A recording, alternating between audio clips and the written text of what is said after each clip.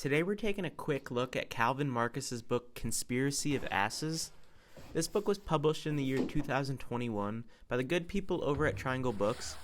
This book is simple in design, which was a great decision in my opinion just because the work is definitely strong enough to stand on its own.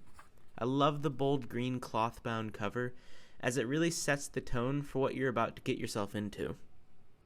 You'll see as we open this book up, we are greeted right away with a total of 41 larger reproductions of the paintings produced between the years 2018 till about 2020.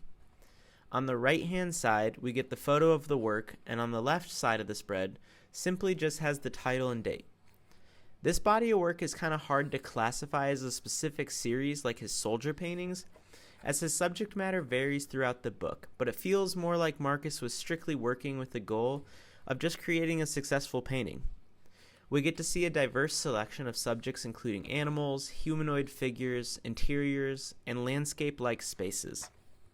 As Drew Heitzler says in the text at the back of the book, the subjects are impolitically correct and knowingly derivative. When looking at these paintings, they may appear to be small works on paper, and that is in fact what they started out as, but then the artist proceeded to meticulously translate that into large-scale paintings. He goes through great efforts to recreate the watercolor look while maintaining the drawing quality of line work. Again, Heitzler is quoted as saying, "A monkey wrenching of the cyber that traverses the gap between artwork and network both literally and metaphorically. It's a process that starts with the hand, then moves through the computerized and the mechanical, to arrive transformed at the hand once again. A picture of a drawing projected as a painting of a picture."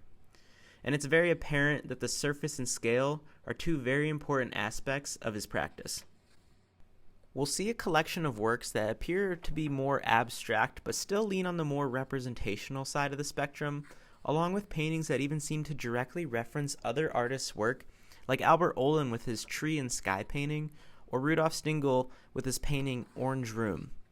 There's a comical aspect to his work that makes it fun to look at, but then again, thinking the way that these paintings are made, it makes them much more serious than they might allude. They are complex in forms and colors, yet remain simple and structured. We get a nice combination of gradient-like backgrounds alongside solid flat backgrounds that provide a nice contrast and conversation between his own works. Figures are skewed and proportions are warped, but everything still reads as it should.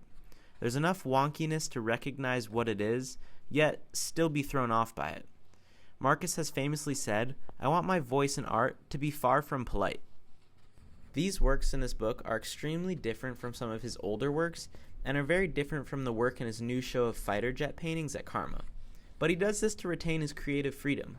He aims to be a slippery artist, which is honestly one of the most admirable qualities of an artist, and why I'm so excited for his show. He's creating new content that doesn't exist in a world that's so oversaturated with content, so it may feel as if the only way to be heard is to make the most noise. And these paintings are loud, but in the best way possible. I'll leave you with a quote from the artist himself from an interview a few years back, and it reads as saying, "As an artist, I feel inundated with content all around me. I want to go inside and mine something out that doesn't already exist, that isn't arty content. I think my relationship with art has to be more specific to me as my own experience as a maker, and the only way to do that is to take everything around it and combine it with myself and my version of it." Overall, I absolutely loved flipping through this publication and wanted to thank you guys for tagging along.